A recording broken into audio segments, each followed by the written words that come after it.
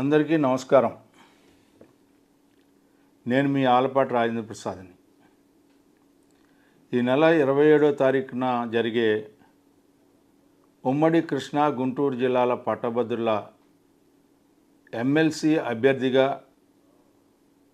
కూటమి బలపరిచిన అభ్యర్థిగా పోటీ చేస్తున్నటువంటి సందర్భంలో ఈ నెల 7వ తారీఖున ఉదయం 10 గంటల నుంచి 1 గంట వరకు వెంకటేశ్వర విజ్ఞాన మందిరం నుంచి ర్యాలీగా బయలుదేరి మీ అందరి తోడ్పాటుతో కలెక్టరేట్లో నామినేషన్ వేయాలని కోరుకుంటా ఉన్నాను.